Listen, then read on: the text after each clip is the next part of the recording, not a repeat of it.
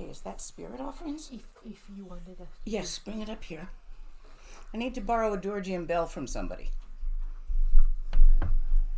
Did anybody bring one? I have tiny ones that function. No, that won't work. That won't I work. think we have here just 2 minutes and I will bring it. Okay. I had not been told that this is the center I was at. So I didn't bring the stuff for land spirits. I thought I was at the center that's in a basement that I was at a few years ago.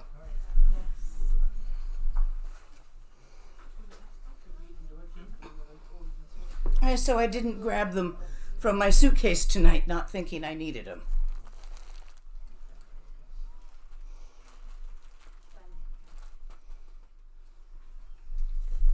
Make yourselves comfortable, please.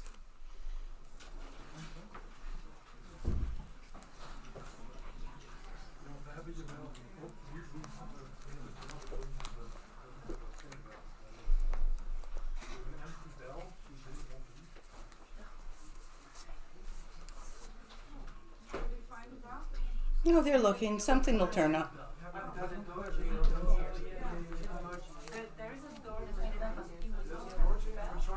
There's a bell over there, but it's not working, so we're trying to fix that.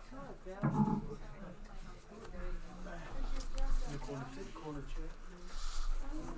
Oh, there's a big bell. Yeah, pretty big one.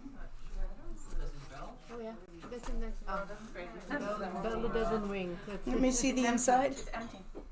Ah, you lost the dinger. They often come off, the dingers. I'm trying to find something that can replace the dinger. Yeah, oh, We're trying to fix it. I think we should. Sta je hier gewoon aan? Misschien kan je dat ding eruit halen. Yeah. Great. And when I try to lighten things up, that's what happens. Yeah, but it doesn't have the... Apparently I'm to make a brief announcement before we start. Yes. Announcement. We're waiting for Misha to check if there's anything else. Is this functional? It's a bell. No, right? No.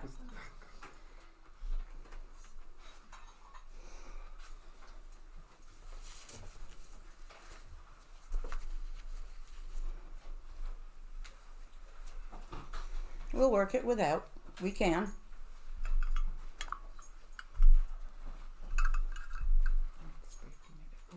Not move it, just in case. No, move it in first. Yeah, You but can what do if it it. isn't in the right place for you after? Then we'll readjust it. Good evening and welcome everyone. Nice to see new faces as well. Welcome. The only announcement I've so far been asked to make tonight, if there's anything else then it'll pop up later, is for you to know, also for those listening to the live stream, there's going to be simultaneous interpreting going on for the Spanish speaking people at home. And we're asking for your patience and your tolerance with that, because you might hear a little bit of the murmur in the back going on. Curtains will be closed and our interpreter at the back, Martin, is going to do his very best, but you might just notice a little bit going on. So thank you for your patience and understanding with that. And otherwise, I'd just like to wish you a really, really, really enjoyable set of teachings with Lama on the prayer of Kuntuzangpo. And a message from me to those of you at home listening to this in Spanish. These translators, I don't make enough to pay them a salary. They're doing it purely for love of Dharma. But they have to eat food. Please make an offering to your translator, even if it's only €1. This is to you at home. There's many ways you can get money across, even from Argentina. You can do it. Even if it's €1, €1, while you're doing it, while you're sending it in whatever way you send it, I want you to imagine in your heart that you are sending 1,000,000 billion of whatever those are. And see in your heart it reaching the translator and the happiness that your translator will feel in the moment of receiving that, ooh, I can go shopping. And the happiness that the shopkeepers will feel receiving business. And the happiness that their children will feel when a toy is brought home because it was a good business day. Feel how the Gewa spreads from your smallest action. This is the point of making offerings. It's not actually so much about the money as it is about the spreading of open-hearted, great-hearted happiness in the entire mandala of interrelationship around you. So don't just make offerings to your translator. Give something to the beggar on the street, to anyone you see who needs something that you have. Keep it moving. Keep Gewa circulating. Do you all understand that Gewa and Digpa are not sin and virtue? Not this Calvinist Presbyterian idea of good and bad. Gewa is the spreading out of happiness and relaxation and joy by doing actions that lead to the furthering of these feelings around among sentient beings. Digpa is the spreading of stress, tightness, closed-mindedness, closed-heartedness. Can you feel it? So, as much as possible in your life, instead of cursing at, flipping the bird at, and screaming at the person who cuts you off in traffic, or the bicycle that just misses you while walking, a common experience for foreigners in Amsterdam. We're just not used to them. Instead of being upset, wish them well. And watch how changing the one small thing shifts in a ripple effect all through your own inherent mandala. You'll never understand this text. You are wonderful. It works. Yay, Mita.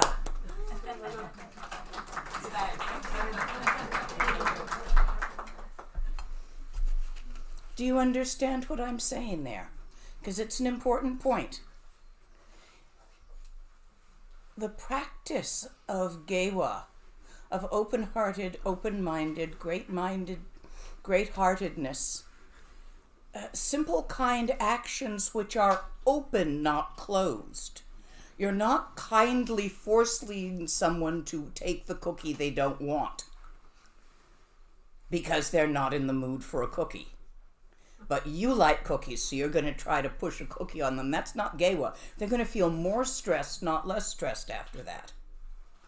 Oops, Digpa.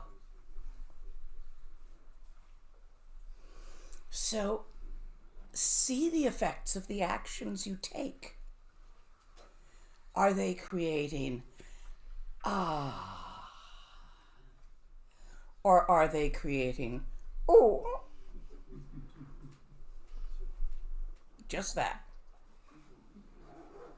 And remember your translator, because these guys work hard to keep up with me.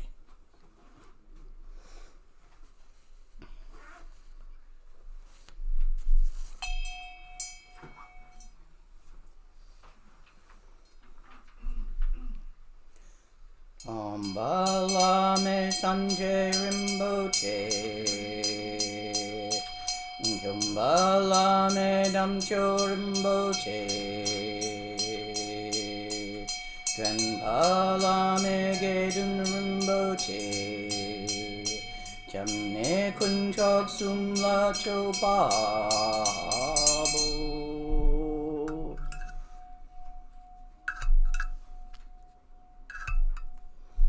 Tombala me sanje rimboche.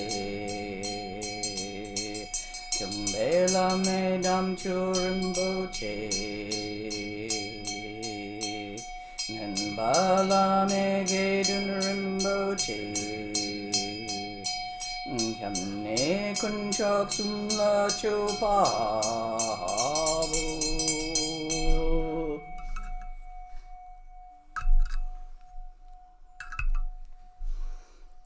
Bala me sanje rimboche. Bala me tamjo rimboche. Bala me gedun rimboche. Kamne kunchok sumla chopabu.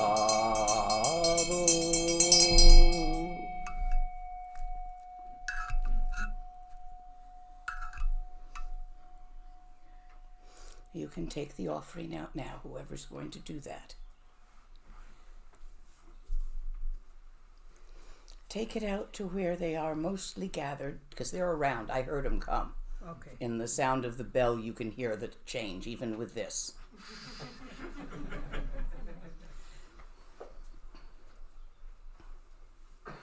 Yul de ragiragno korchela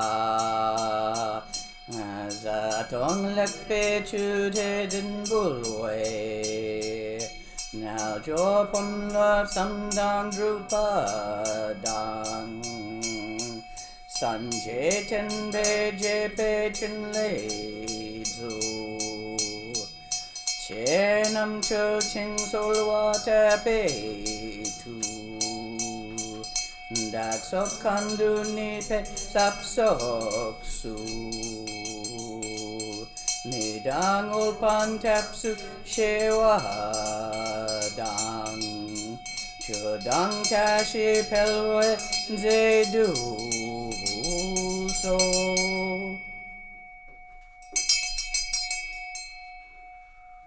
Hear the change in the tone?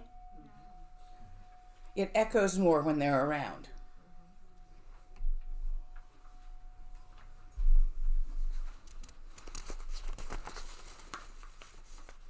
And this particular little center, as I remember, has very friendly land spirits. They've been well fed in the past.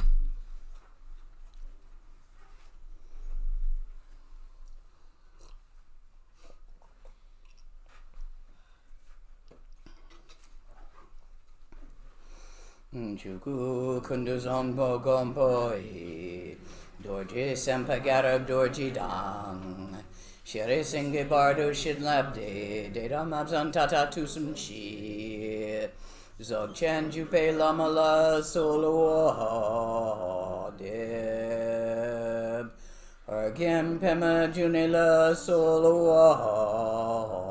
deb Dorji chang chi tilo naro dang Marpa mila gompo tsatsapa Na pupadang pal dendrupa suk Kagulama namla solo deb Ochen lama namla solo deb Drochen lama namla solo deb Kaginwari lama namla solo deb Shakya lama namla solo deb Yundrundang yendu lama namla solo deb Palkondu jongdang e yerme pa Gongarab dorji jinchakpa Jetidang nisume pa Palamanam chi tentir chung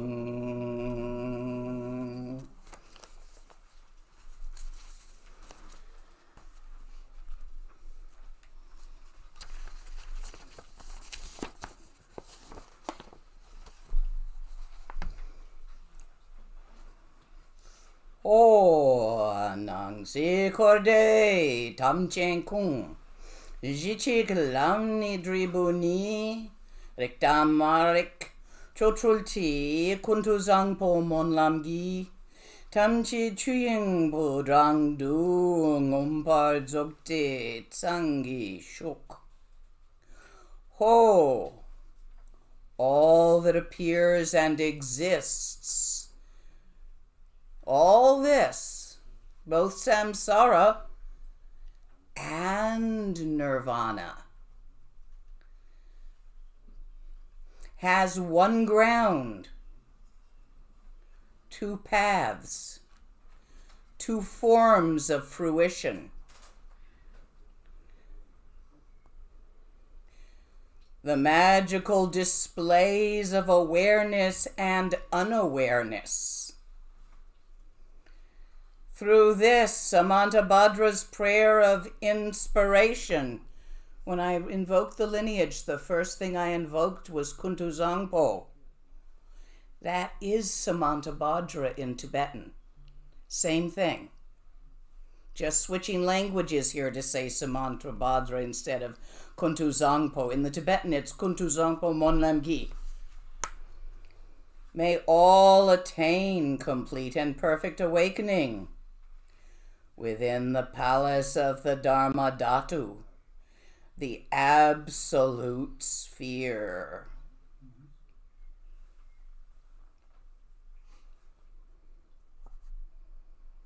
All of this around you, all the experiences you're having in your day-to-day life, and the meditation you manage on the cushion, the silence, the stillness, the mind not moving, and the moving, which is everything else, both of the same ground.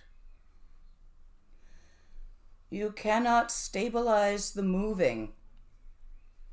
You cannot move the stillness. And yet, in the dance in dancing stillness, the dance of stillness, Trultra Naljur, which is part of Dzogchen, Chogchen, Mahamudra, Mahaati. In the dance of stillness, they are one. May all beings recognize this within themselves, unseparate from all others, within the totality of the three jewels as one.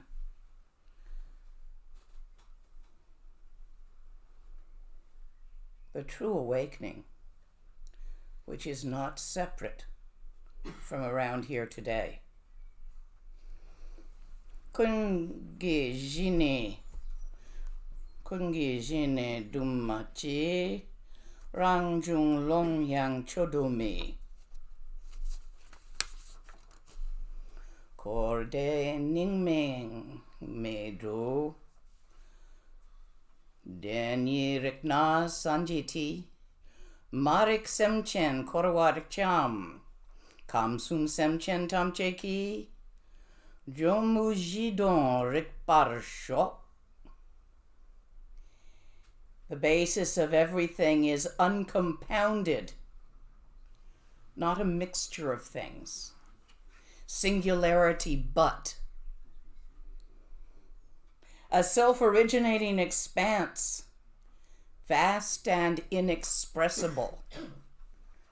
Not separated into you and me, this and that, here and there. Beyond the names of samsara and nirvana, which are both ideas that arise in mind and dissolve in mind and have no permanency of their own. This itself, when seen, is awakening. In their ignorance, sentient beings, not seeing this, being too caught up in the ises and isn'ts of their daily life, the thises and that's, the heres and theres, the goings about, the doings of this, the doings of that, the accomplishing this and the other, trying to fix samsara. We had a conversation on the way over in the car. Misha and I tended to be on towards the idea of what's wrong with the world and the governments and COVID and earthquakes and things, and the mamos.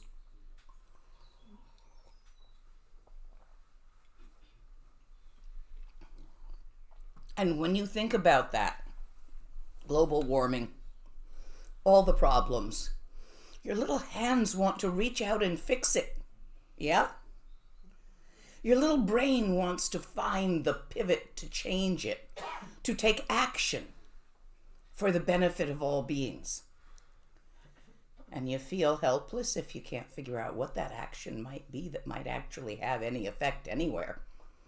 And you feel proud and delighted if you think you are doing actions that might actually make a difference with others. Am I right? And we all take little actions every day, like not using plastic bags, or using them until they're totally dead.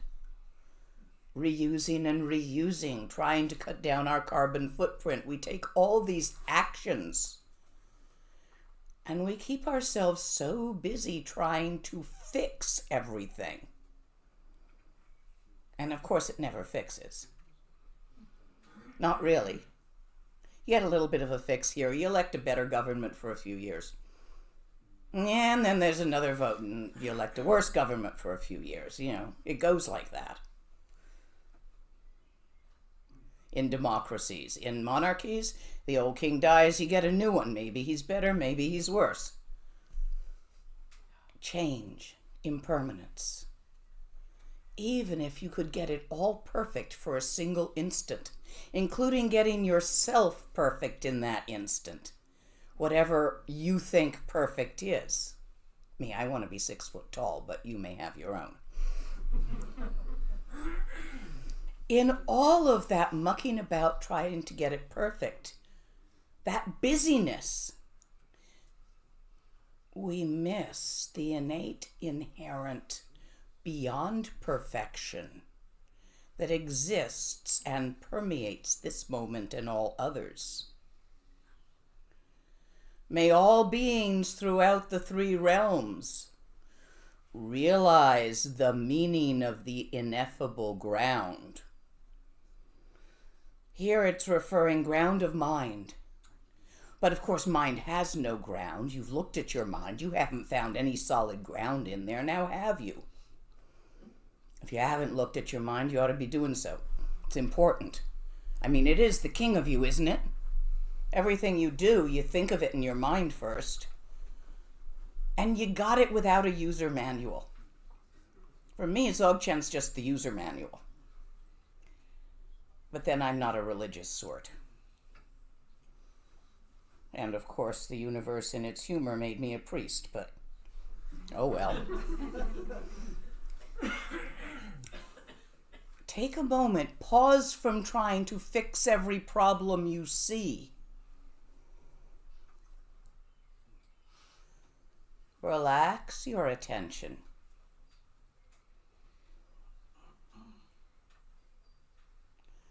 Which is focused outwards on thises and that's. And when you focus it inwards, you worry about thises and that's about yourself. In and out. Out. Oh, look at all the problems out there. In. Oh, God, I'm an idiot. Why can't I do better? I really am not perfect. How terrible is that? Out. Oh, look at all the problems out there. I got to fix them. I got to get the laundry folded, get it clean, do this, do that. In between these 2 lookings, out and in. Relax your point of attention so it isn't looking at anything. Not at out there, not at in there. Not at anything at all.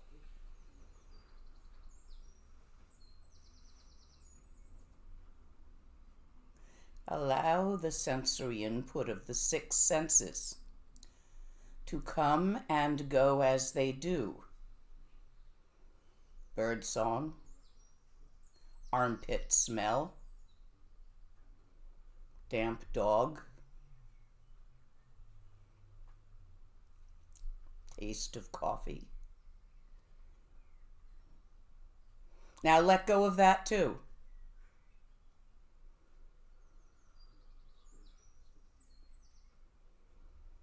There where your thoughts and feelings and perceptions have been dancing, an infinite spaciousness in which they dance.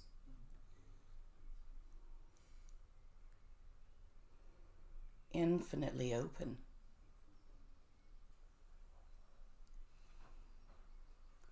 Thinking and not thinking.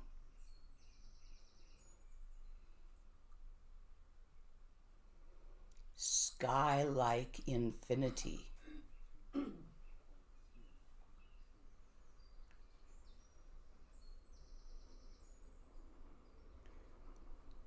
When I move an object like this through space, it leaves no track. It does not scratch the sky. All the moving doesn't bother the stillness one whit. What is the moving made of? You have an analogy. This is a thingy. It is made of molecules, is it not? Which are made of atoms, are they not? Which are made of protons, neutrons, and electrons, are they not? Which are made of quarks, gluons, and something else I forget the name of. And so on down. And every time they take apart a little tiny particle, they find more little tiny particles moving about through a whole lot of space. There's nothing real in here. No solidity. You perceive it as solid because all of us here share the group karma to have that perception. But the reality of this object, all the little bits of matter that whiz about through spacious space, there are no things actually moving. I've heard electrons defined as little bits of nothingness spinning in a counterclockwise direction. Reasonable definition. All your outer stuff, all your inner stuff that you trip over every day. For a moment, take a deep breath in through your nose and blow out through your mouth.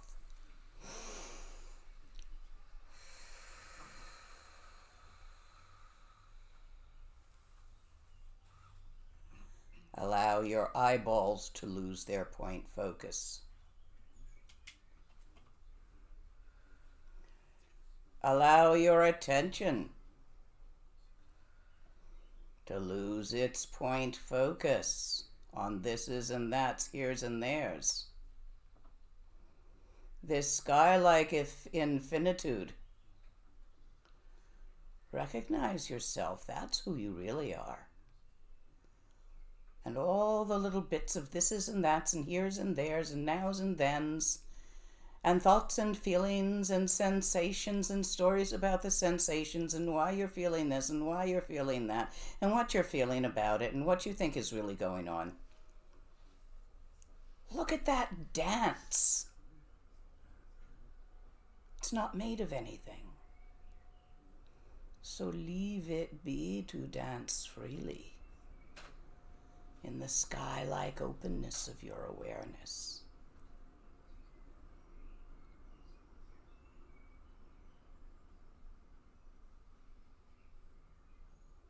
This is the ineffable ground may all sentient beings throughout the three realms, embroiled in their own thises and that's according to their karma. May each and every one of them recognize their own true nature as this indescribable ground, open, sky-like awareness, this indescribable sky space, which is not a big dead old nothing. It's alive with vitality, aliveness, lucidity. For does it not have the ability to think of all those thises and that's? To have all those feelings about the thises and that's it thinks of? To have all sorts of sensory sensations which give rises to the ideas.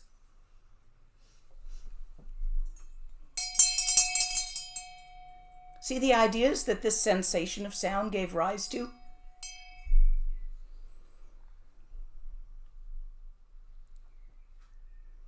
Mind, sky, ground. Dance of no thing and nowhere. May all beings recognize their own true nature.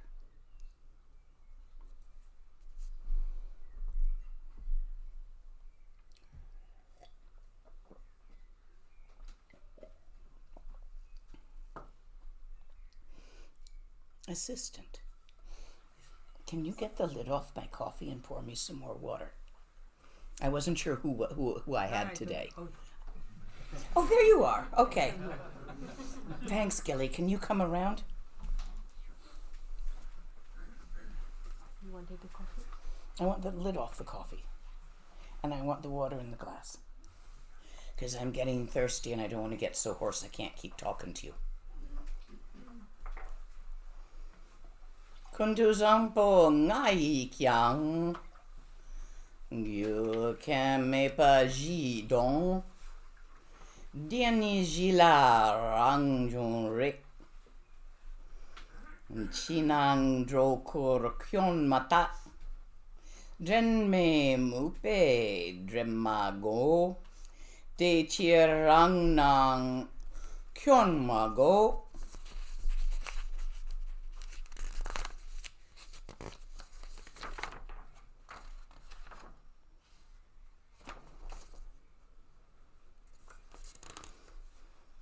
I, Samantabhadra, know the ground's reality.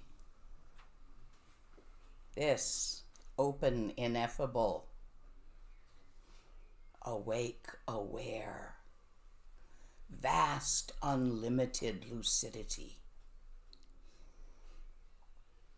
which is without causes or conditions, for even the 3 times arise as concepts within it. It does not rise within them.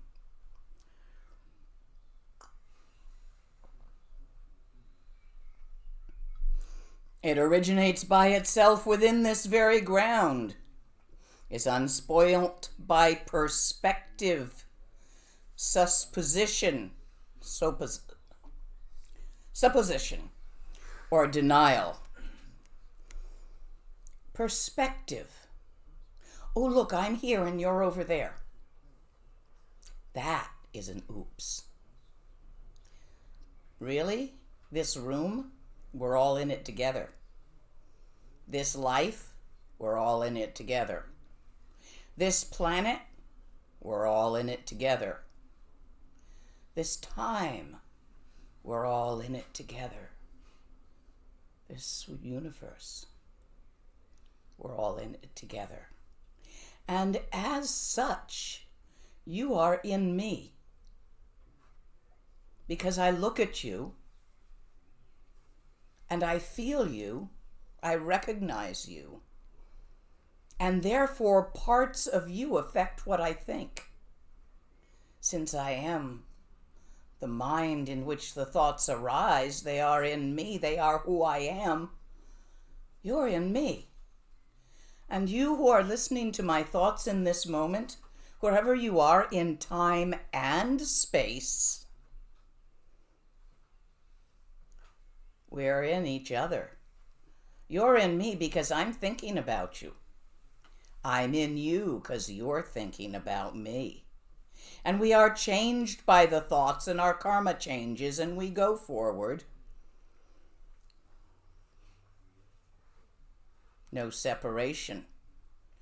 Do not separate me and this. Well, really, do not separate me from this.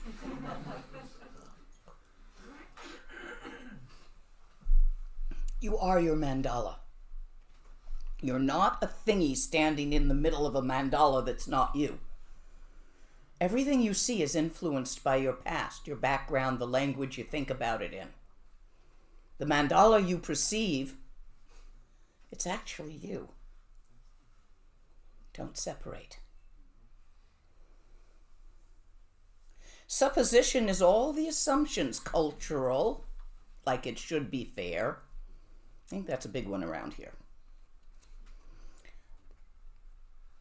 Denial couldn't possibly be. If a dog walks up to you and says good morning, you'll deny it. Couldn't possibly be. Must be a ventriloquist around. How much is going on that you don't see? How many are attending this talk that you can't see because they don't reflect the wavelengths of light that you are accustomed to? Or because they're not a size you are accustomed to noticing.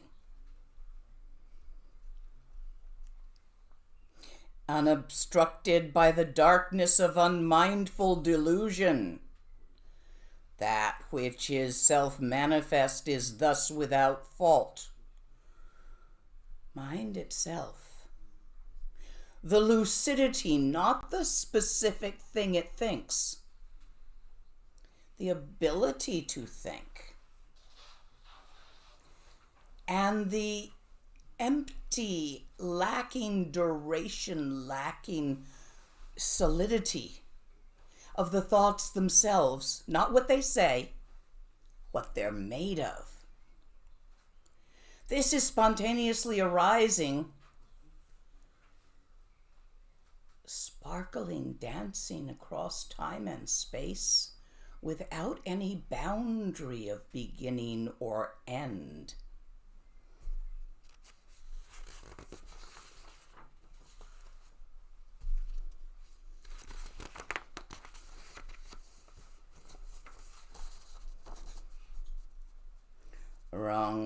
Rang Rik Sola Nepala Si Sum Jikyang Ngang Chak Me Doyong Ala Chak Pa Me Tok Me Shepa Rang Jung La Do Pe Juk Dang Dunga Me Rig Pe Salcha Maga Pa Ngo Chikla Yeshinga Yeshingakpo min pa le tokme sanje riknga jung dele yeshi trage pe sanje jibchu tsani jung yeshinga ital sharwe traktung drukchen tampa jung de chir jikrik tru man maneo yang Tok me sanje ngai impe ngai monlam tabai kam sum korwe sem chenji rangjung rigpa ngosheni yeshi chenpo tage sho. When abiding in genuine intrinsic awareness, that is the natural state that you haven't fixed or fucked up. We have a word kata. Primordial purity is the English translation. What it means is the innate unfuck-upableness of each and every one of you. It is our tradition when we make offerings and receive an exchange of gifts at the end of the teaching. The gift offered by the student is always a pure white scarf, and it's called a kata. You're offering your unfuck-upableness, the best thing about you, because it ain't fucked up. Can't be. And then I give it back to you.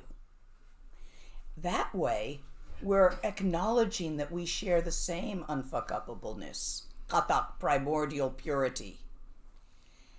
This intrinsic awareness is just that. Although you can dirty the atmosphere with pollution, and you can move matter about in space and place it in places that will annoy you, space itself, which holds the universe, intergalactic, within the galaxy, within the solar system, on the planet, between objects, you can't fuck that up, because there's nothing to it. Your mind, as it truly is, semni, real mind, not little mind. Little mind is like your personality. It's always changing. It has good days, bad days, good mood, bad mood, these thoughts, that thoughts. What I refer to as semni is the infinite open awareness, which does that, but is unaffected by that. There is no fear, even in the end of the universe. When you rest in this awareness, if where you're sitting comes through a war, the nuclear end of this planet, hey, could be. These days, these times, it's not even scary.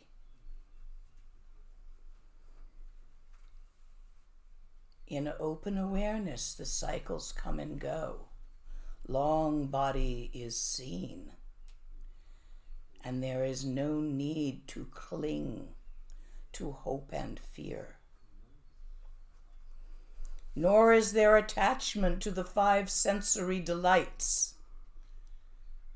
Here they've got 5, sometimes they say 6. The 6th being happiness. Of the yi, 6th sense organ.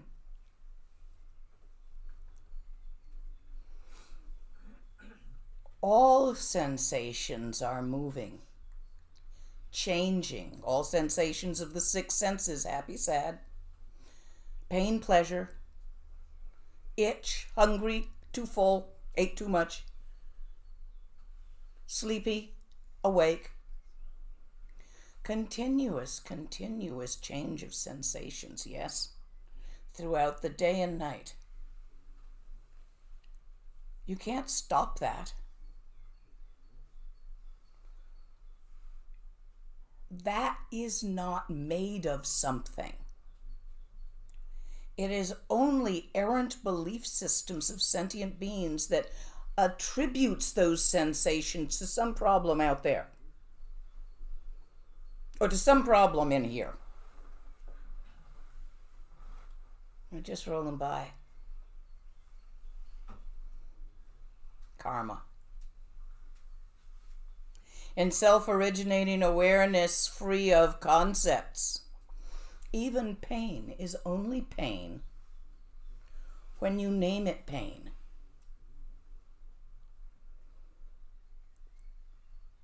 You don't like it. Unless you're kinky. Then you do like it. You see? Did you name it pain or pleasure? Okay, that only works in certain circumstances and not to extremes, but mental pains at least, depression, sadness, grief, all have to do with the story you tell yourself. You say to yourself, I will never see my mother again. And you feel sad. Or you could say to yourself, oh, I'm pretty sure now that I've got the hang of lucid dreaming, I can go see my mom. And then you will feel happy. Same situation, your mother has passed from this realm, but 2 different sets of thoughts about it. Thoughts cause feelings. Feelings cause thoughts. It's a bilbla. What's that in English? Entanglement. Bilbla is the Tibetan word we use for what the yarn looks like after the kittens have been at it. So it means a particularly messy, spread around, impossible, annoying entanglement.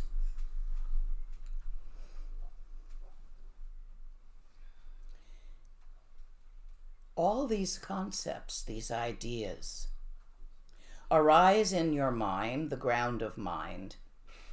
Doesn't belong to you, and yet it is you. Arise in that and dissolve in that, and are never made of anything other than that. But they do not bother that. They leave no residue, no track, no dent.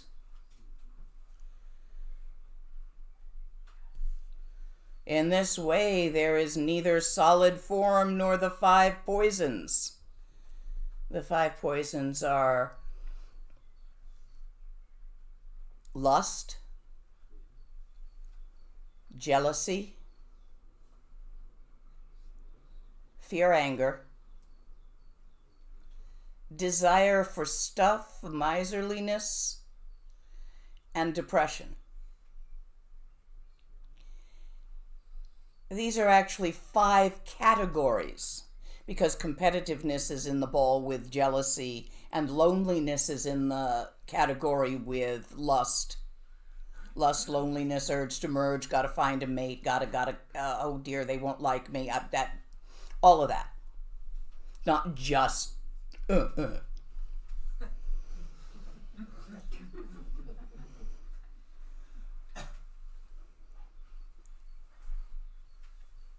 Solid form, solid feelings, they're neither solid. You know by physics that objects are made of space with little bits of nothing buzzing about in different orbits moving. No thing.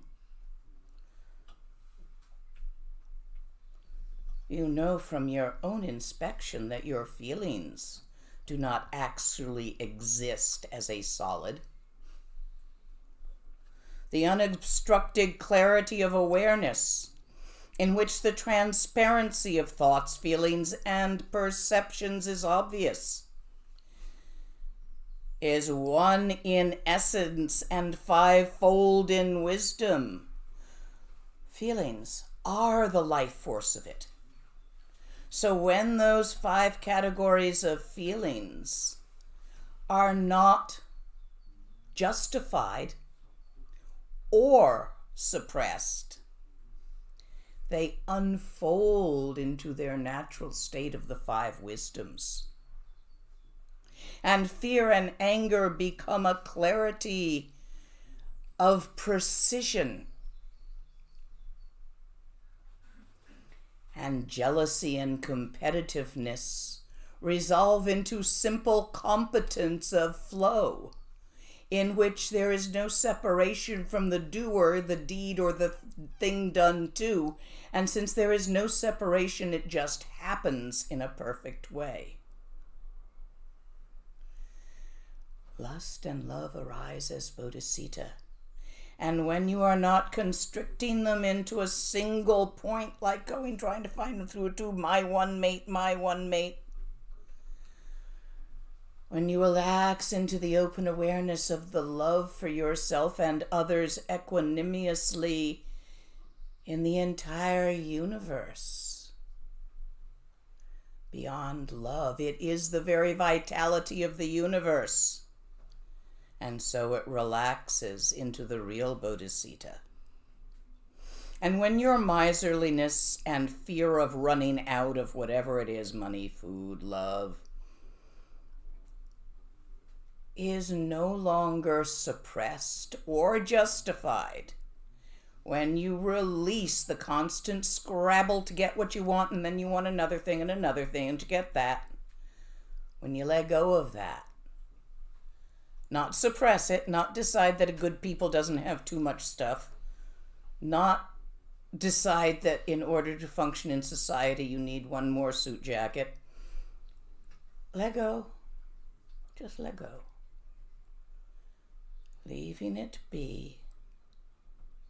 It resolves into the wish-fulfilling jewel, where everything arises again and again as needed for every being. It's a funny one, that. Where'd that little Georgie go? It's behind the cup. Ah!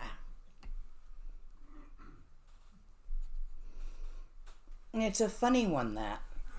When I was a sadhu before I met the Tibetans, I accidentally got one of the temporary cities, which is called Wish-Fulfilling Jewel. Anything I thought of appeared. So, I was in the jungle, sleeping wild in the jungle. Everything's fine in the jungle. I went down to town one day. And I'd realized I had this, but I couldn't think of anything to want. I mean, sadhu rags. I don't have anything. I don't want anything. It's perfectly fine.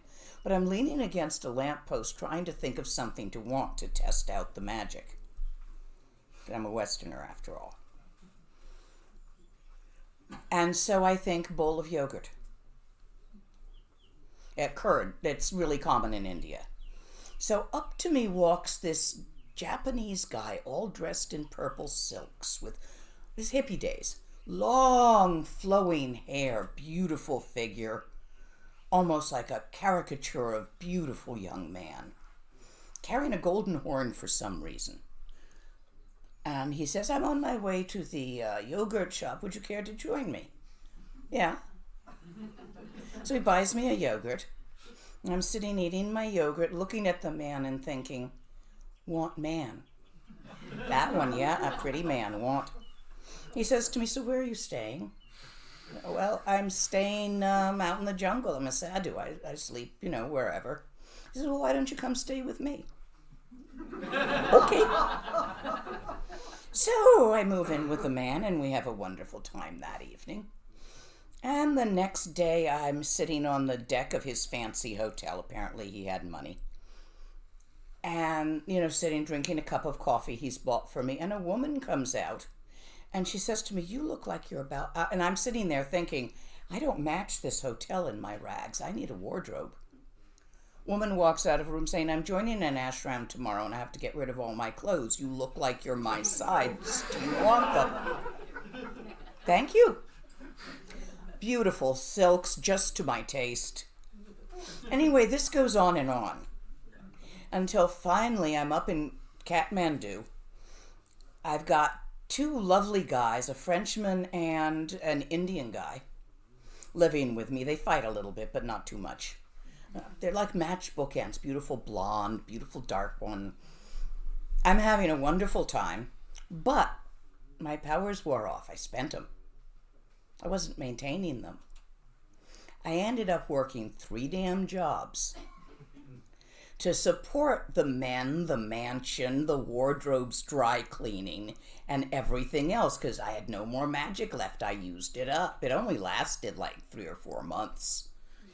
Hey, at 20, you can get a lot done in 3 or 4 months. And there I am. I'm working in the daytime as an engineer designing a highway through the Terai. I'm working in the evenings as manager of a restaurant. And then I'm staying up all night making forgeries to sell, to keep the men in the style they have become accustomed to. And the mansion, and the dry cleaning, everything else. And one day I'm on my way to work. Bicycle. Everybody does bicycles. They don't have cars much in Kathmandu in those days.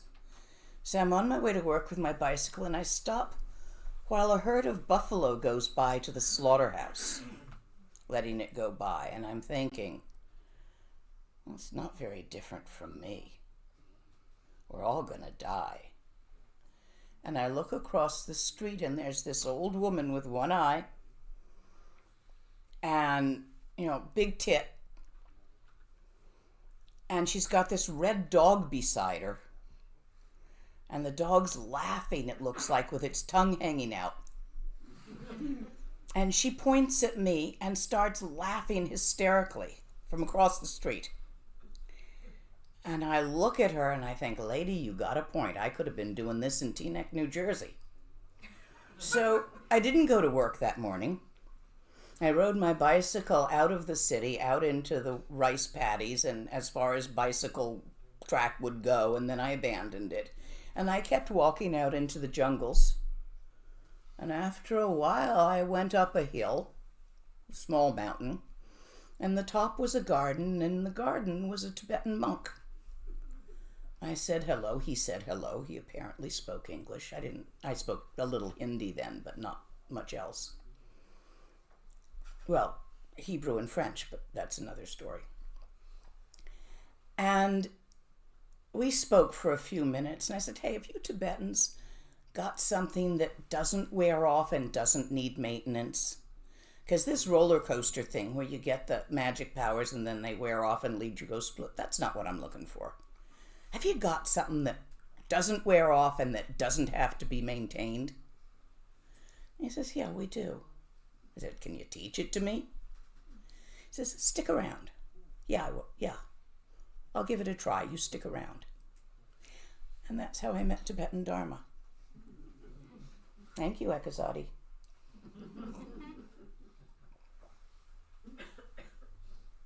The point that I am making with that story is so you understand what the wish-fulfilling jewel is. Imagine the moon reflected in a mud puddle in the gutter. So what I had was the mud puddle reflection of the real wish-fulfilling jewel. Don't chase cities. They tend to wear off at the most inopportune moments. Through the ripening of the 5 wisdoms, which happens when you practice releasing your emotions into their natural state rather than making them go away by acting them out. You know perfectly well when you yell at somebody, it's to make your anger feel less, to get it out, right? Ah! And then you're less angry, of course. Now they're afraid or angry or something. You just passed it on. When you practice not doing that with your emotions and not suppressing them either, don't stuff them, don't act on them, don't justify them by telling stories. Release them into their natural state. The 5 wisdoms will ripen as a result of that. Depression ripens into spaciousness, lust and loneliness into bodhicitta, competitiveness, comparativeness, jealousy ripens into competence, and fear and anger ripen into direct perception. Let them, by stopping squishing them or justifying them or acting on them. Maybe next year I'll do you all a retreat on the subject, because it takes practice. In 3-4 days, we'll see. The 5 original Buddha families arise. This is the 5 Dhyani Buddhas, which are the symbols of the 5 wisdoms, which arise as a symbol of the innate life force of the universe, Sambhogakaya nature of mind, which is itself that inherent vitality, the clear light nature of the infinite open awareness. You, nobody else, singularly. You, plurally. And through wisdom's further expansion, the 42 peaceful Buddhas emerge. These are the yidams that live in your heart, that dance. They are the symbolic archetypes of the energy of aliveness. They're not gods. Only in Kriya Tantra, which is the very beginnings more for children, do we pray to the archetypes as being outside ourselves. We invoke the energies of them, recognizing that they are both within and without, because there's no separation between in and out, as I have been pointing out here. And so we dance with them, but they're not Big Daddy in the sky. They didn't create karma. They don't enforce karma. Be clear about that they're not gods in the Christian sense.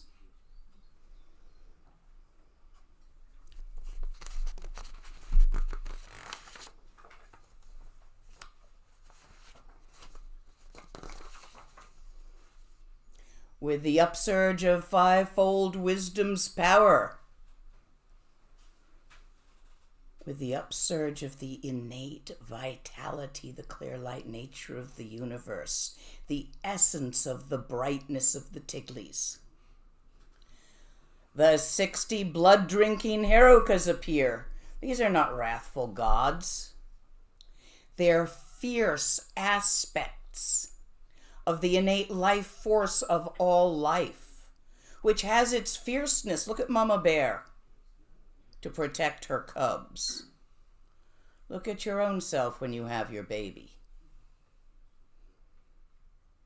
your kitten or your puppy, and how far you'll go to protect that. This fierceness is natural, inherent in us, and does not need suppression. It's not bad, it's not angry, it's not mean, it's not violent, it's fierce. Oh, sure, it's capable of violence, just as Mama Bear will chase off the hunter even if he's got a gun. And she'll take a swat at him too, if she's got cubs. You watch the bird fly in the face of the cat that's climbing the tree to the nest, trying to scratch its eyes and make it fall. That's the fierceness that these symbolize. Thus, ground of awareness has never known delusion. I am the primordial Buddha, and therefore, through this my prayer of aspiration, may beings of samsara's 3 realms recognize self-originating awareness just as it is, so that vast wisdom may be perfected. What's the difference between you and Kuntuzangpo, whose prayer this is? Do you know? Not much. We have something we call original oops. We don't have original sin. We have original oops. Very different idea than original sin. It wasn't something you did bad or wrong. You mistook something, like a person who mistakes a piece of rope in the path for a snake and jumps.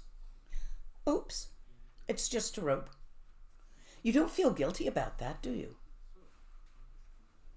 So no guilt about original oops. No fault.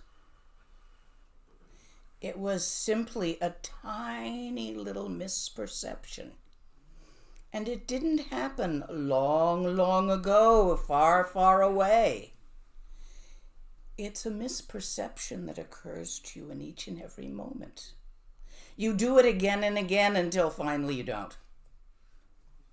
And all the struggle towards enlightenment and all the practices are bringing you to finally you don't. Enlightenment is a not doing. It's not something you do or get.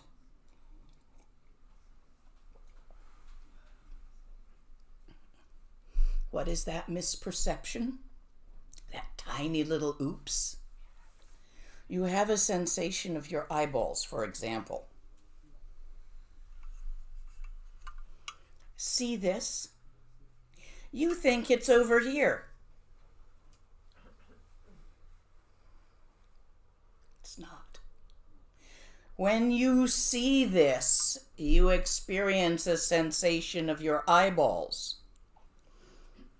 That's just a sensation. If a blind from birth person is given a retinal transplant, they still can't see. They have a new set of sensations, but they are unable to interpret these sensations into objects. That's why we only use those for people who had sight as a child and may have lost it. Because if you don't form those neural connections of interpretation, that saw pattern, channel pattern, before the age of, I think it's 6 months. There was some nasty experiments during Nazi time that defined it. You don't see. So what's happening is you're having a sensation.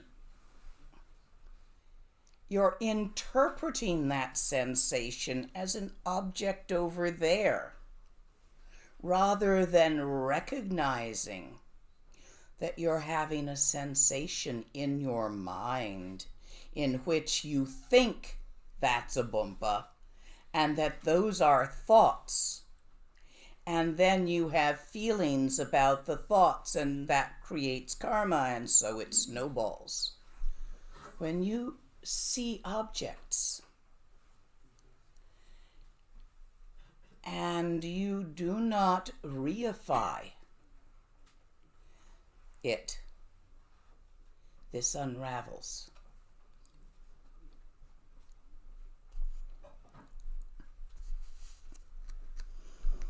Nyagi trupa gunmichi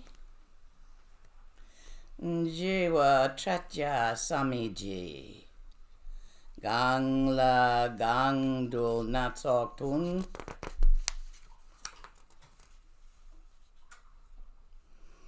Nyai Tukchi Monlamji Kam Sum Korwe Semchenkun Rikdrug Nene Tomparshu. Continuously my emanations will appear.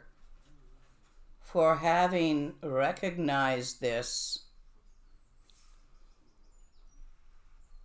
singular and multiple are recognized as thoughts arising in mind, dissolving in mind, and they are no longer relevant as neither are here and there.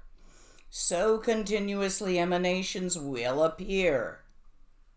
Continuously my emanations will appear. And there are many billions beyond imagining. Can you do it in dream yoga? That's where you start practicing this. Arising in many forms at one time. Manifest in varied ways according to need. Through this, my compassionate aspiration, may all beings of samsara's 3 realms escape their plight among the 6 classes. 3 realms is form, desire, formless, or desire, form, and formless. We're in the desire realm. Form realm is tranced out gods. Formless realm is even further tranced out gods. 6 classes of beings are the 6 realms of samsara. They're very real. You can see them around you if you look at different parts of the world. Hell, pretas, hungry ghosts, animals, humans, whose main problem is they can't stop thinking and their wheels drive them crazy. Non-gods, whose main problem is they have lots of magic and lots of power and all of that, and they compete continuously with each other. Gods.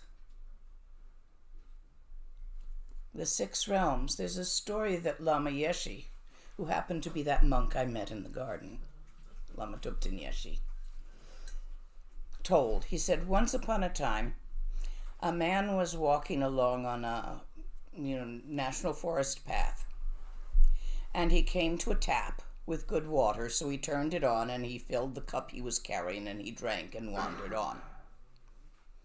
Then animal came to that place and saw where the water had run from the tap and run down the hill, and it stuck its nose in there and drank and wandered on. And then a preta came by, but could find nothing but mud and snot. No clean water at all, and so was unable to quench its thirst. Same place. And then a hell being came and found only a boiling pool of mud, like you find in Yellowstone in America. You've seen photos. If not, go Google it tonight. A god came by and found a great, beautiful golden fountain of champagne and amrita, and he drank and was blissed out and satisfied. A non-god, an asura, came by, found the same beautiful champagne amrita fountain of the gods, and immediately had to set up a perimeter and a fence around it so he could protect it. Never did get around to drinking. 6 classes of sentient beings. It's their attitudes, actually, but they're also places. If you fear and hate everything around you, you are likely to be reborn in hell, where that experience will grow and grow. Hell beings land first in the receiving hell. They find themselves in a place armed with other armed beings trying to kill them. And of course they fight back. And so it accelerates and they fall to lower and lower hells. That's how you get in. Stopping fighting back and just sitting there and letting it go is the way out of hell, in case anybody accidentally finds themselves there. Remember that trick.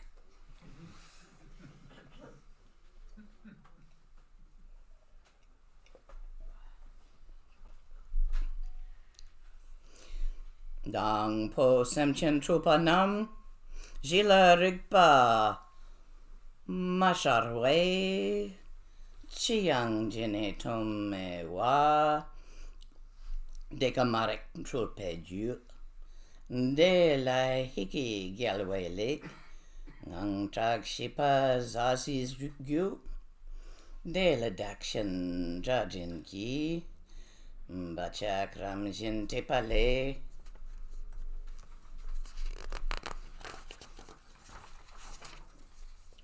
Korwa luksu jupajiung, de le nyongmong dak nganigi,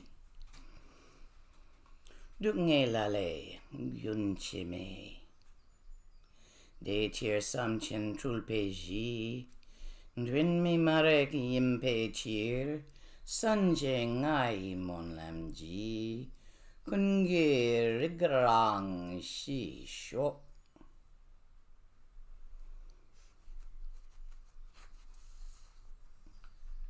From the very first, since awareness does not dawn, you've always been aware. There was no start to your awareness. And your experiences change with each moment. The experiencer has always been there. Not always as you, as a bug, maybe. Maybe as an anthill. I'm a little bit unclear on whether it's one person or many people. Slime mold, anybody? Many things you have been since beginningless time, and each one felt like me, your me, in every given moment that you were that. And in most cases, it never even occurred to you to look beyond find food, get laid, find food, get laid, find food, reproduce. For deluded beings within the ground, they are entirely mindless and confused. You think you have free will, do you? Not until you acquire it. You're a pattern following your patterns.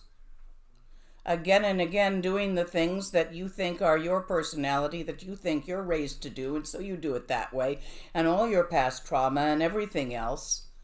Very little choice here until you choose. This itself is unawareness's delusion's cause. Karmic patterns, tightening down, circling through birth and death from beginningless time to endless time, until at some point, one of the many opportunities called precious human rebirth, and human does not mean Homo sapien. Human means anything with a language sufficiently advanced to express abstract concepts. You might look like a spider or a crystal, live on a different planet or in a different universe or realm, and still be human, but not Homo sapien. So don't get those two words confused, because I know in our culture they often confuse them and think that in the height of hubris, Homo sapiens were made in God's image and they're the only humans. Yeah, right. That may just be in America, I'm not sure. And then, as if out of a sudden daze, anxiety and mental disquiet. This is according to your patterns. What bothers you and what bothers me are not the same. We're bothered by different things. According to our patterns, our unease, our fear, our anger, our desire, our competitiveness, comparing ourselves to others, wanting this, wanting that. It arises according to our patterns. What stimulates me sexually is probably extremely different from what stimulates you. What I want to eat is probably very different from what you want to eat. And on and so forth. From which notions of self and other and enmity appear. When you are distressed, you look around for somebody whose fault it is. And depending on your personal pattern, it's either their fault or your fault. And everything's got a fault. And you separate yourself from others. And you grasp and beat yourself if you've decided it's all your fault that day. And you curse and say bad things about others if you've decided it's all their fault that day for your anxiety, your fear, or your anger. We project it outward, all our feelings. We think it's about that or that, even though it's actually going on in here. This habitual tendency is again and again reinforced as samsara unfolds in its regular progression. Thus, mind's afflictions, the 5 poisons, develop, and actions born of these 5 poisons never end. You get all these roiling emotions, which can be categorized as 5 just because it's easier to work with things in categories. Easier to talk about them. And when you have a feeling, you act on it. If it's a good feeling, you try to keep it. You grab it. If it's a feeling you don't like, you try to end feeling that way. And these actions create the karma that causes more feelings, and so on and so forth. Therefore, since the basis for being's delusion is a lack of mindfulness and absence of awareness, it is a not noticing.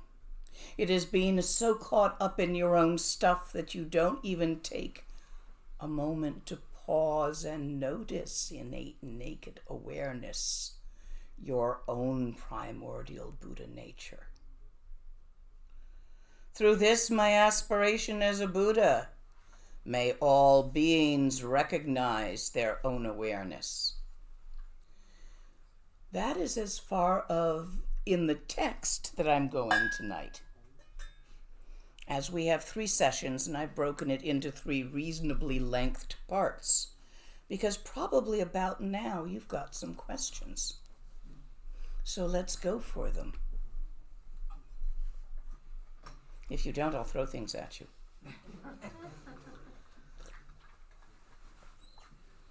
Okay, I have a question. It's about, I thought lately about what is exactly the difference between me and Guru Rinpoche. You know, if you said about poking, and when you see Guru Rinpoche, maybe, or your teacher, or you, I see sometimes you scratch and you do things, you know. So it looks the same as what I do in life. Mm-hmm. And Guru Rinpoche, maybe when I could see him, maybe he scratched also. Mm-hmm. So, yeah. Is it my vision of him that I see him scratch, or you scratch and it's me? Yep. Okay. Okay. Everything you see is your own vision. Now, I might see me scratch, or I might not. You'll never know what I see. Okay. I'll never know what you see unless we tell each other in words, and even then I'll never know quite how it looked to you, will I? But it is said that Guru Rinpoche, or a high realized master, can totally know everything, past, present and future, and he also is telepathic, and he can see what I think. And how is that? It is not as tight as you're describing it. Okay. It's not like he is he and can see what you as you think.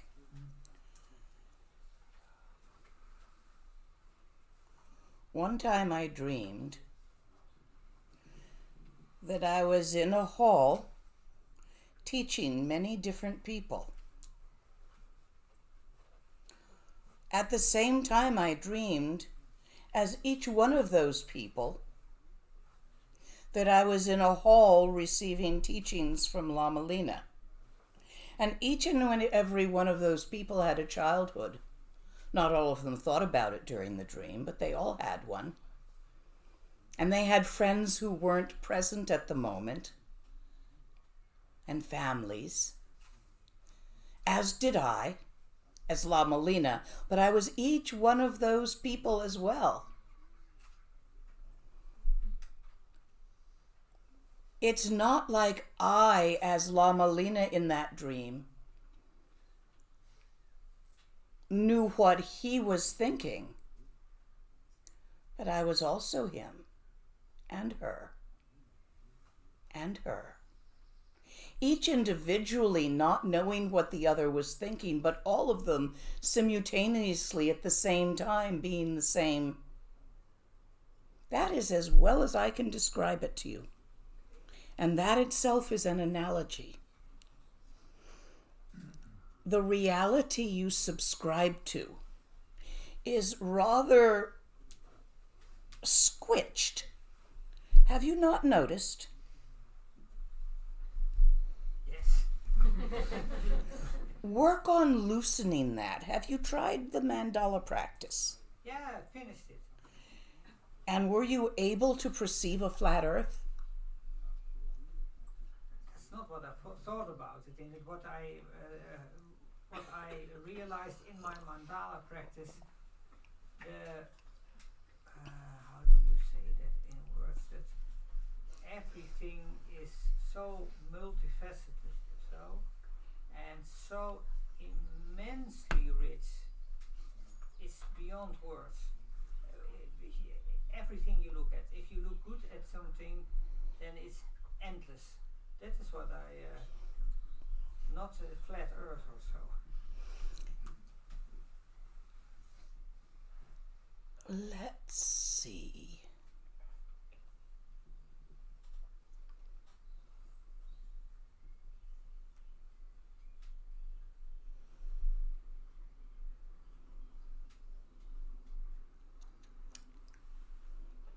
Do you ever read science fiction? Yes, I liked Star Trek. Okay. Yeah. So here's what I'm going to have you do if you want to loosen things. Yes. There is a speech Rushan. Okay. Have I taught any of them to you? No, not I know. There is one which uses the syllable hung. Okay. It looks like a Tibetan hung. Yes. So this hung is the length of your forearm, top to bottom, including its little dilly bobs. Yeah, okay. Okay, you are this hung. So you sit in your meditation posture and you see yourself you perceive yourself as the blue hung. Okay. And you gently bounce up and down while saying hung, hung, hung. It's a sort of a bouncy chant. Yeah, okay. And then you start bouncing off the cushion.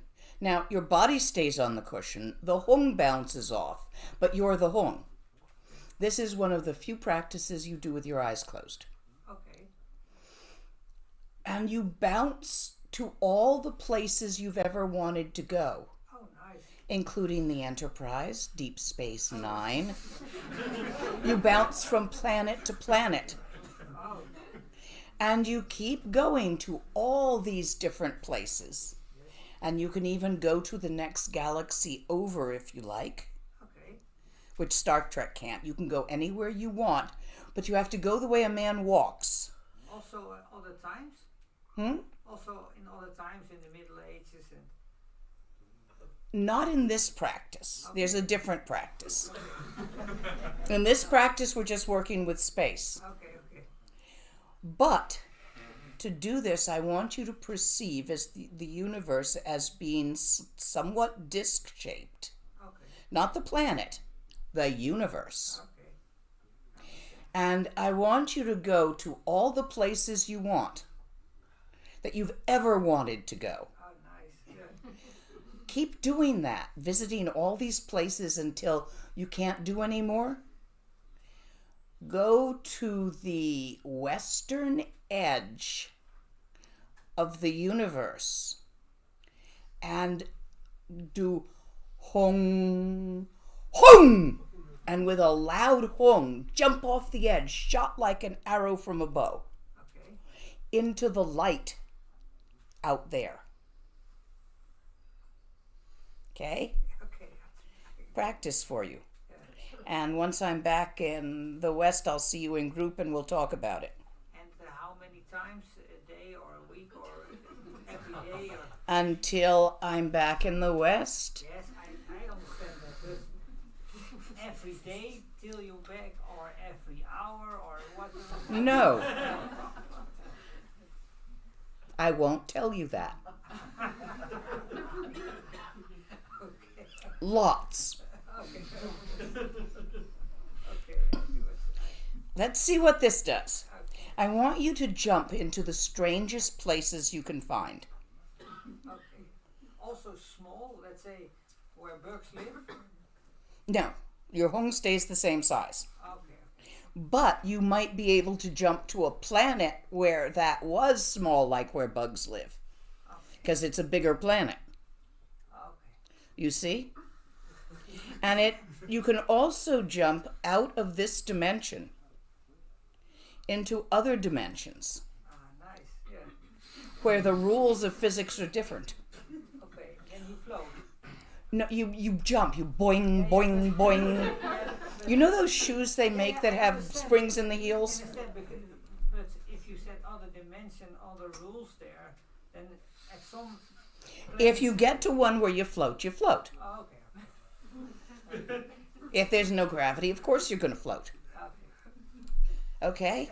You try that practice. Let's see if we can loosen some of this up. Okay. Yes, you have a question. Wait.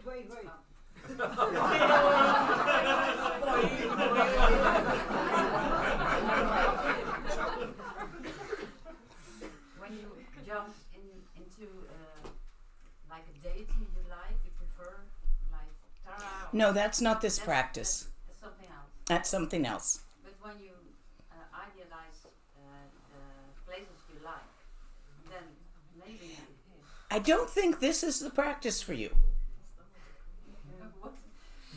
I do kurukule. So Yes. everything what I visualize is kurukule. Well, that's the practice for I'm you. jumping kurukule. You don't need to jump. Okay. I stay there. You stay as kurukuli. You do the sadhana, where the Dhyani Buddhas pour into you the 5 wisdoms. They're the initiation deities.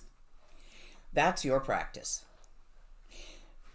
Not all of you have the same practice, but I will take an opportunity if I spot a practice for someone, even if we're in a group, to tell them about it.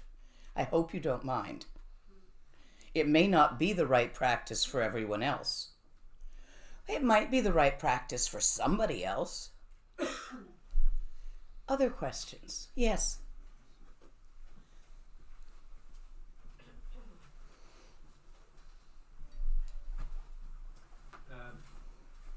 Early in your talk, you talked about, or the text, I can't remember if it was your commentary or the text, about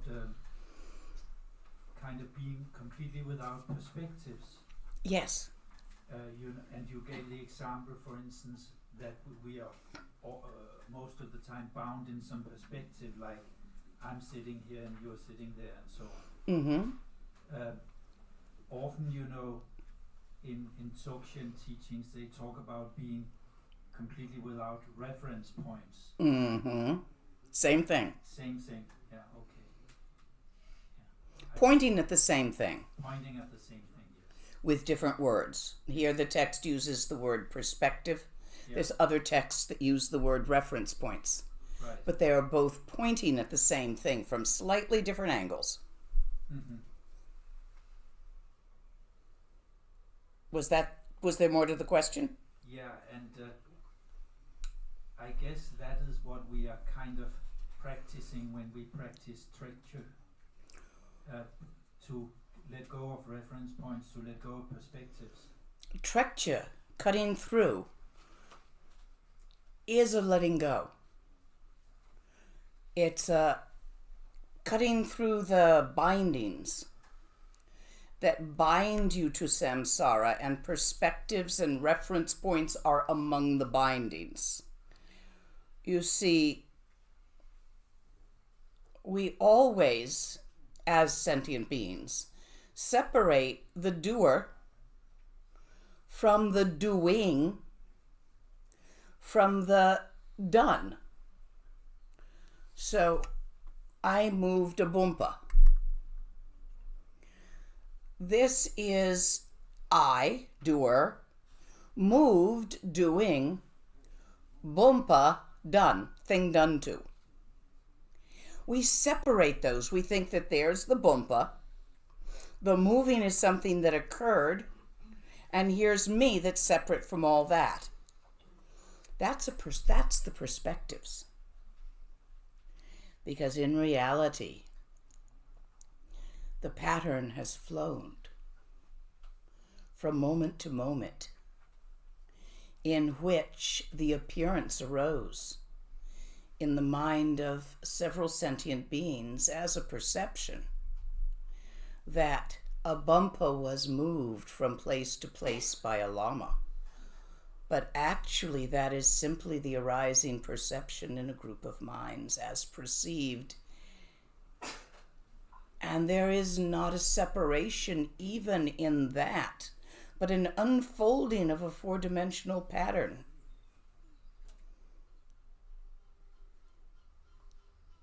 See that?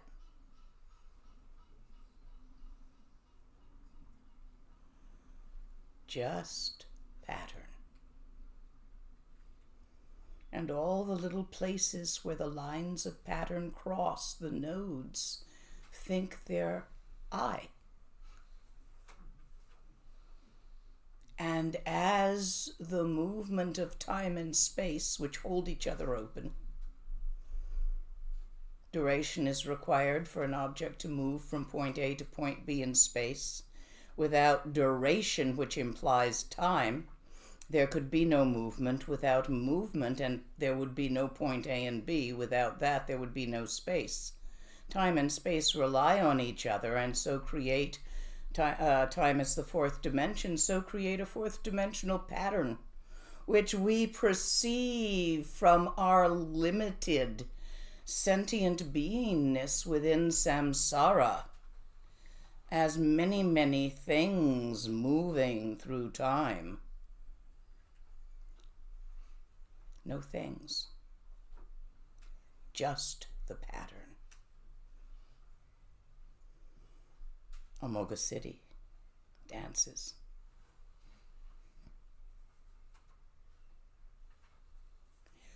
Structure is the method by which we release our grip again and again so that it becomes possible for us to perceive things as they are rather than as we hope they will be or fear they might be.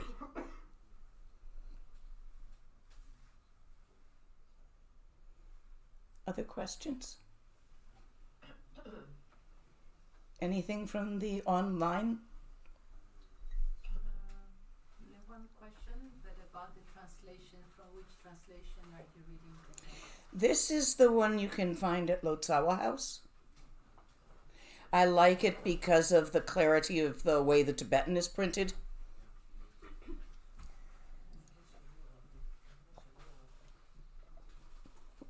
There are a number of other translations available. The lung I'm giving you is the Tibetan. That doesn't change, whichever translation you use. Although I have a very Comke pronunciation of stuff. I'm trying to slow my Comke down and be a little bit more closer to U, Lhasa, but I don't think I'm accomplishing it very well. Other questions? Yes. Could you maybe say a few words about Ritsen Godam? Tell me the word again, because I Ritsen Godam, the Terton that revealed this text. I don't know that much about him. Would you please say a few words about him? I think you know more about him than I do. I love having a scholar around. I'm not, but you might be. If I remember correctly, he is the revealer of this text belongs to the body of the Northern Treasures. Mm-hmm. Yes, that much I remember. If I remember correctly, due to his connection with Vajrakilaya, he had feathers growing out of Unushnisha on top of his head. Sounds cool, but I didn't know that story. Does anyone else know more about the Tertong who brought this text out? Microphone. Is your microphone not working? Huh? Yeah. I think you have to hold it close like that. Okay, I'll hold it closer then. Does anyone else know about this Terton? Yes. No, I don't. I'm not a scholar. I'm an old cave yogi. All I'm really good at is telling you how to do the practices.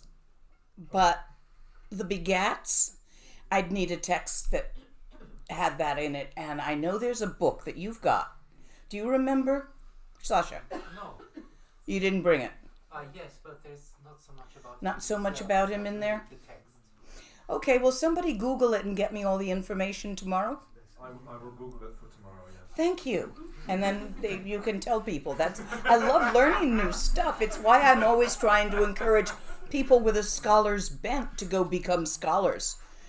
Because I'm not gonna. I'm too old for that.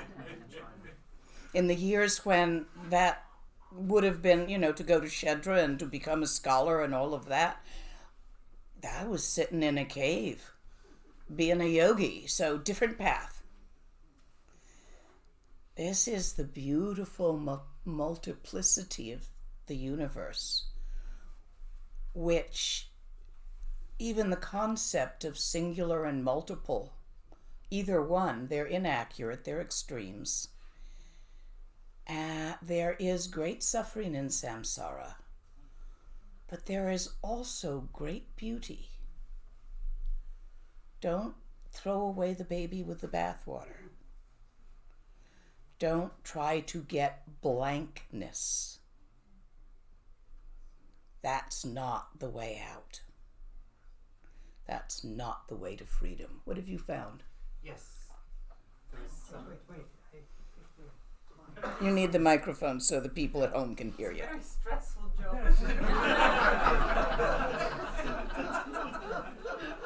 Okay, I will just read stuff. Okay.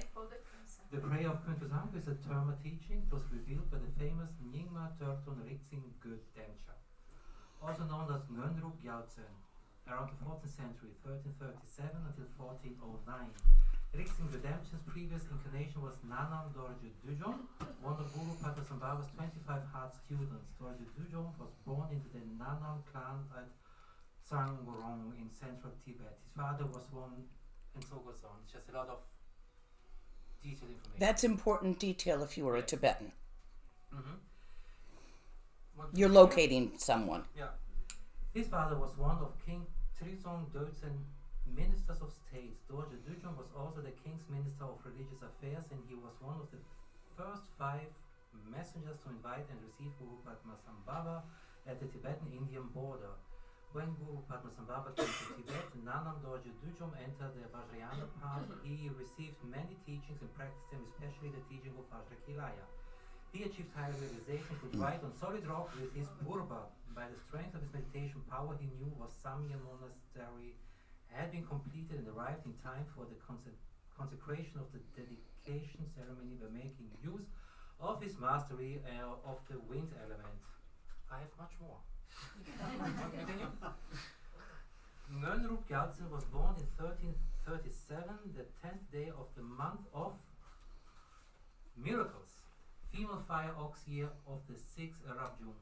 His family lived in the village in the Toyor-Nakpo district northeast of Mount Trazang in western Tsang. His father, Löpon Dudu, belonged to an unbroken line of Vajrakilaya masters and practitioners who were descended from the ancient clan of King Gurso of Or. So many names. From early childhood, Ngönruk Gyaltsen's father taught him the Nyangmapa doctrine and meditation practices, which he completely mastered in his early youth. In fulfillment of Guru Padmasambhava's prophecy, 3 vulture feathers grew him. Indeed? Yes. Indeed. Now I'm lost the line. 3 vulture feathers grew from the crown of his head when he was 12 years old, and another 5 when he turned 24. From that time on, he was known as a Rizin Gödemchen, the vulture feathered awareness holder. Good. Tell people where the book is. Show people where they can get the book if they would like to read it. Okay, that's the book.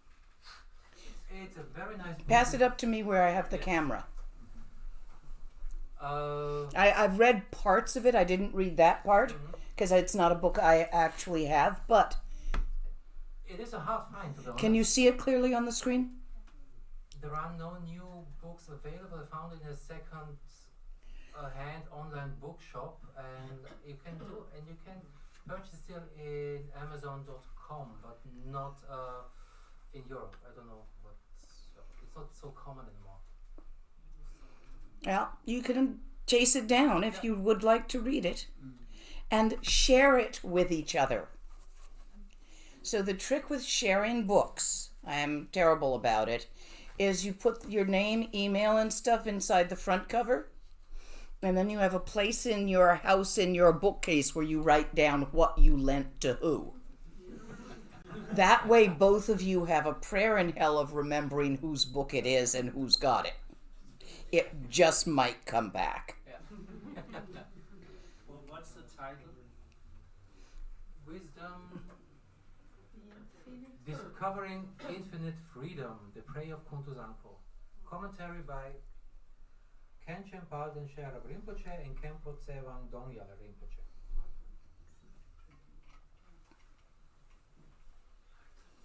Oh, we can just pass it through? Yeah, I was going to say, do you all want to have a look at it so you can write down if you need to? Do return it to its owner. He does this. He does this practice every day. It's one of his main practices. So don't make off with his book. That would be Digpa. It would cause stress in the universe.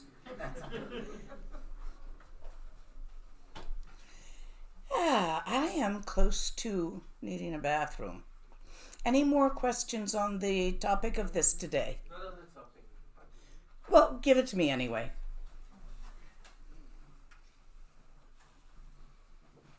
Hi. I was watching your video on doing the non-row last COVID, Uh-huh. and I was reading the text, and I tried to start with a non-row, but for one reason I didn't get the words in, so it got me really confused.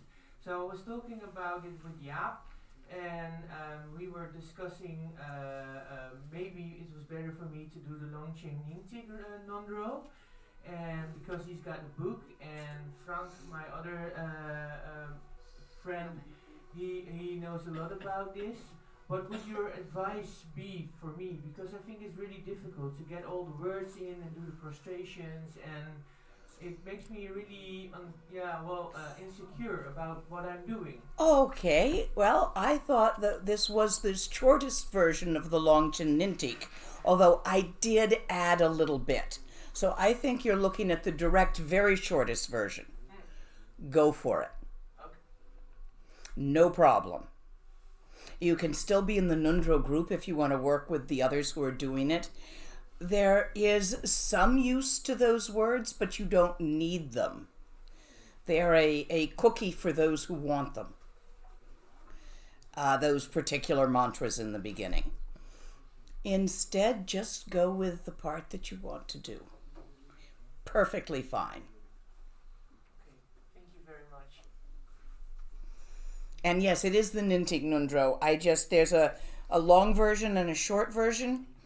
And I gave people the short version, but there was some stuff in the long version that I thought was really valuable, so I put it back in. And you can take it out again. I think we may be good for tonight. I have a question. Can I leave my stuff?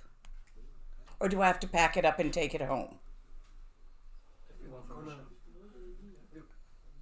close the venue, and there will be, in my opinion, nobody in the morning, but I'm not sure about that.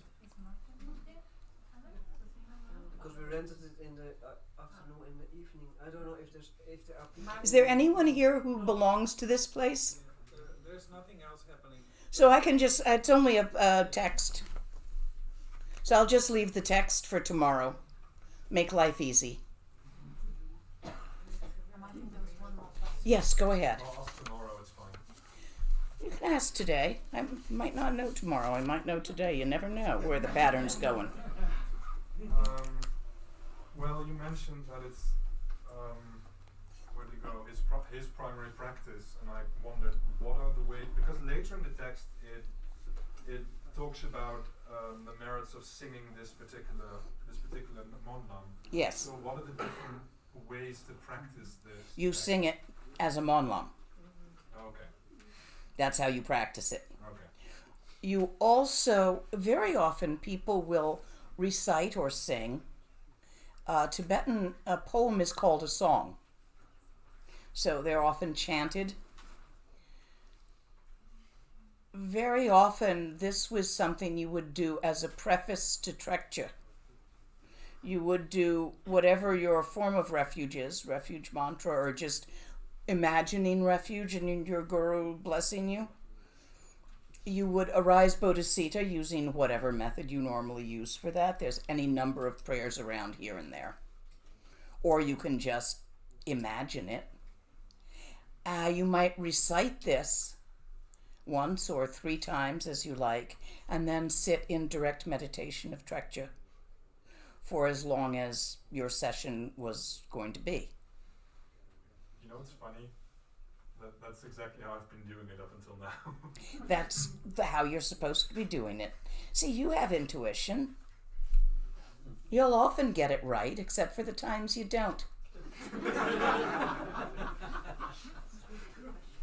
you. This is very useful for that.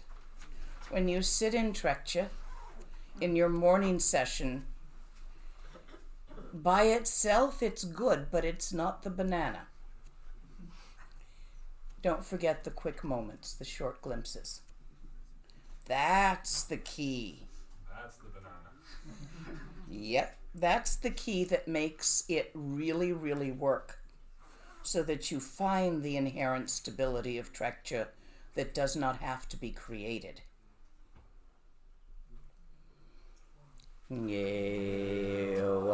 and Digpa, Nur Duda, Chi Sala Go Pashu.